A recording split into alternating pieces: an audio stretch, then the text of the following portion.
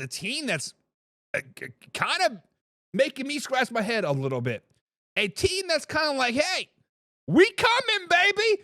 We might be patting our chest. We may be on rebound mode from last season, but damn it, we are making some moves, and that is the one and only the Chicago Bears. Guys, the Chicago Bears so far today have traded for Joe Thuney and Joa Jackson to boost up their offensive line in the first few days of free agency.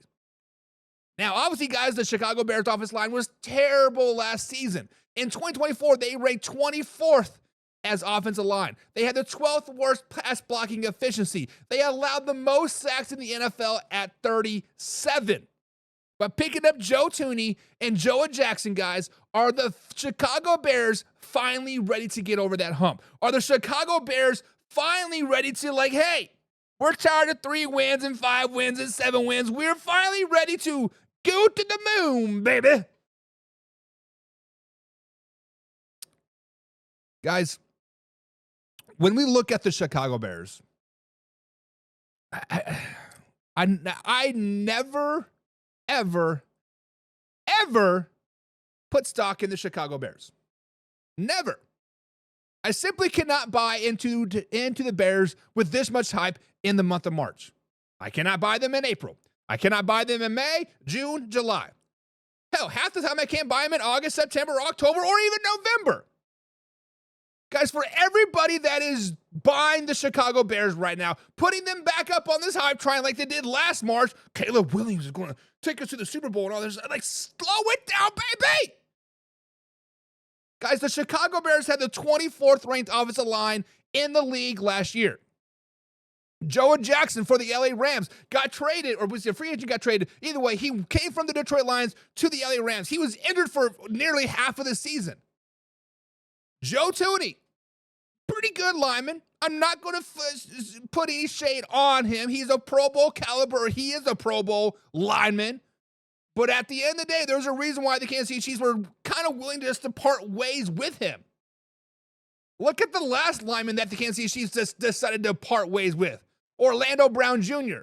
What has he done since? He's played like maybe 13 games. Let's just be honest. Guys, yes, these are 2 key free agent ads or trades for the Chicago Bears.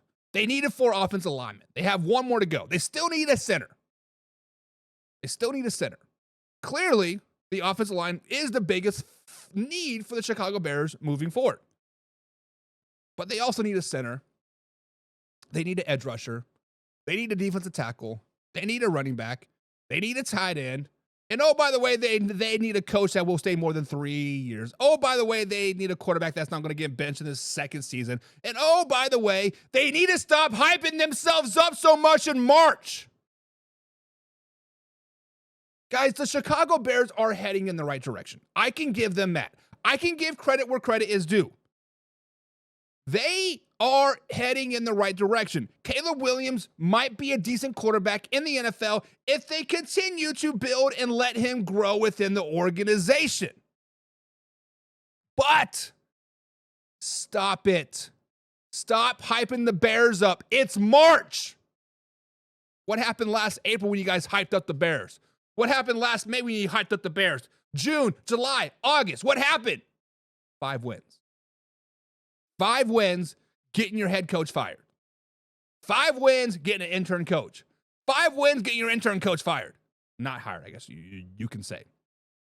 But guys, the question is, are the Chicago Bears finally going to get over the hump in 2025? When I say over the hump, I mean a winning season. 9-8, 9 wins.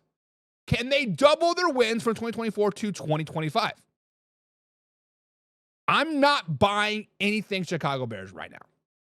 I don't think they can get over the hump right now. I don't think they're a playoff team. I don't think they're competing in the NFC North title.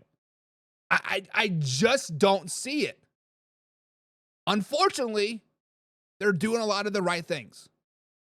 Fortunately, they have a competent general manager. Fortunately, they maybe finally got the head coaching hiring just a little bit right.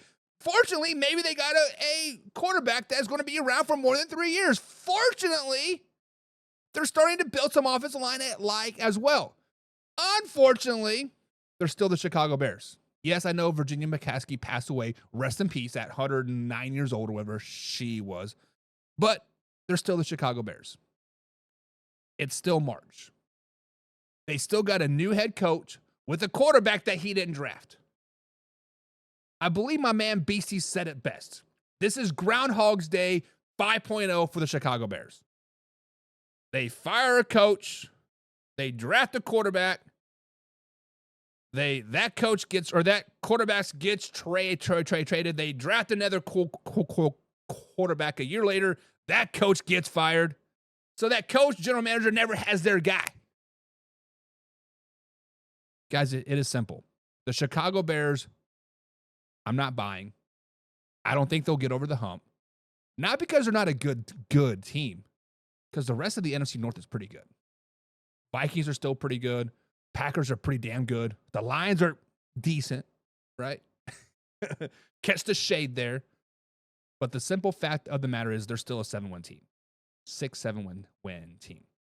No matter with the improved offensive line, they still need a center, still need an edge rusher, still need a running back, still need a linebacker, still need a tight end, and still need a quarterbacking coach that's going to last more than 2 years. So, guys, will the Chicago Bears get over the hump? Let's talk about it. Let's see what the people are seeing in the old chat here. See what the people are seeing. I got my man Alpha Rob in the chat today. He says, nothing will change. The Bears are still trash.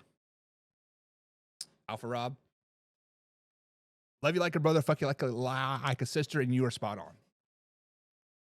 You are spot on. Yes, they're not very good. John says all of those trades just to end up in fourth place again. And John, you know all about being in last place. Your team hasn't sniffed the playoffs in I don't know how many years, right? The Las Vegas Raiders are just not very good.